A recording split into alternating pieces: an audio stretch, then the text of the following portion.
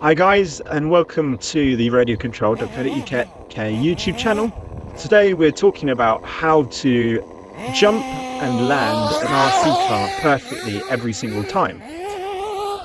So the first thing that we need to understand to do this effectively is the centrifugal force of the wheels and how it affects the position of the car. So as your wheels rotate, imagine if you're holding an umbrella and you're spinning it around and then all of a sudden you grab it to stop it.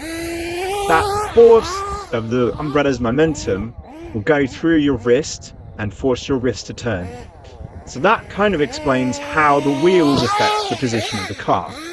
So if you put the brake on midair, it will force the rotational force of the wheels will then go into the car, and that will push the nose of the car downwards. In a lot of cases it will push it all the way over if you do it really hard. And the opposite is true.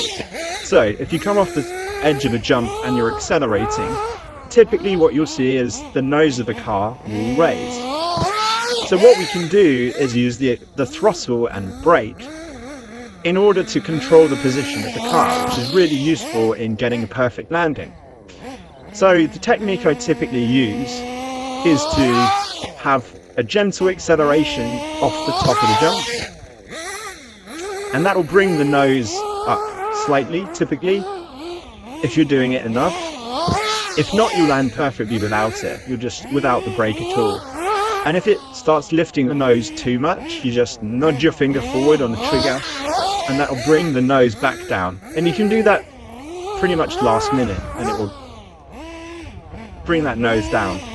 If you're landing on the downside of a jump going downwards, you're almost always going to want to nudge the brake to try and bring that nose downwards, so it's pointing downwards to meet the face of the jump, of the landing. So you're going to want to use your brake more in that type of scenario. So as you can see here, just doing a few laps around my made up track in the park, got a few jumps laid out to give me enough width. And what you'll typically see is that I'm accelerating. I think a nitro car is a great car to use because you can hear the acceleration. In that case, the one that I just did there, probably not enough acceleration. You can see I'm coming really nose heavy and you get a bit of a bounce there. But let's look at a few more and see how well I do. It's quite hard to get consistent, so obviously that's really slow, that one. But you can see that I was accelerating up the top there. That's not useful. Let's give it another go.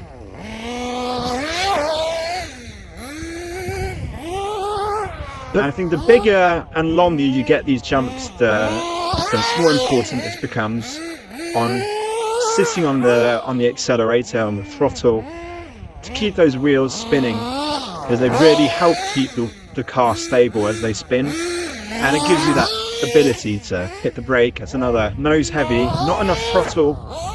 There we go, that's a nice one. Plenty of throttle all the way through, nice and smooth. Didn't need to pull the trigger to bring the nose up too much. And in that instance, there was just not enough throttle at all when leaving the ground, so then the car almost went nose diving immediately. Obviously from the side to side position, you want to hit the jump in the middle, so you want to approach relatively slower than you would normally, and then accelerate up the jump. So depending on how big the jump is, you're going to want to accelerate a little bit more up the jump to try and get that wheel speed up. So I hope this was useful. If you want to go and grab any RC cars, especially these nitro packages that we have on radiocontrol.co.uk, head over to radiocontrol.co.uk and check them out. We've got the bundles page and plenty of other offers on the go. I hope you found this video useful.